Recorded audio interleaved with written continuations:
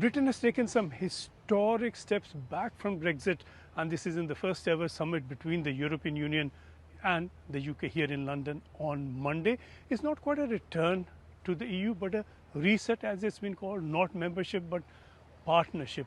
But these steps, relatively small as they may be, are all in the direction opposite to Brexit.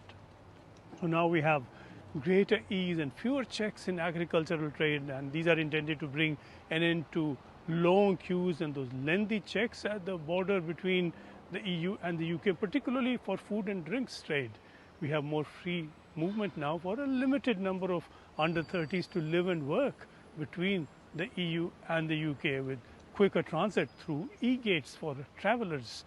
We have joint electricity production, an end to tariffs on steel, and all this would make trade easier, not just between the UK and the EU, but also between Northern Ireland and the rest of the UK, a sensitive issue here in the UK and for Europe. The agreement is underlined by a joint deal on defence and security. It's a kind of Europe-specific NATO plus, with new opportunities also for British industry to sell to this common defence fund and to take advantage of a new £150 billion EU loan fund for defence. A little more controversially, the UK has agreed reciprocal access to fishing in one another's waters, mostly to EU advantage, it has to be said, and that's for another 12 years. And that extends the 4 years Boris Johnson had agreed to while delivering Brexit. Fishing does generate a lot of territorial talk, but it's really just 0.03% of Britain's GDP.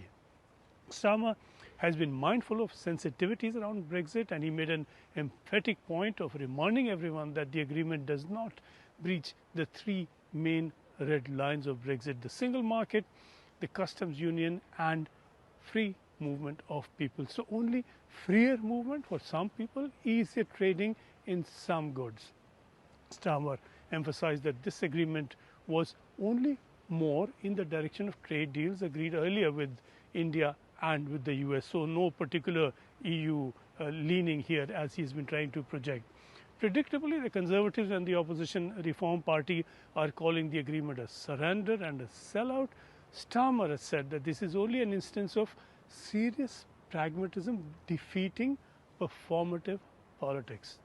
And really, there has been very little public opposition to this graded return from Brexit. And about 3/4 of those who voted Labour in the last year elections had voted Remain against Brexit earlier, and the extent of the Labour landslide in that last election says something about where the majority now seems to stand on Brexit. Brexit is documented to have sliced at least 4% of the UK economy. The agreements now reached on Monday could win back at most only about a 20th of that. But these are early days in what may well turn out to be a longer reversal path that many, and perhaps even the majority, believe Britain so much needs.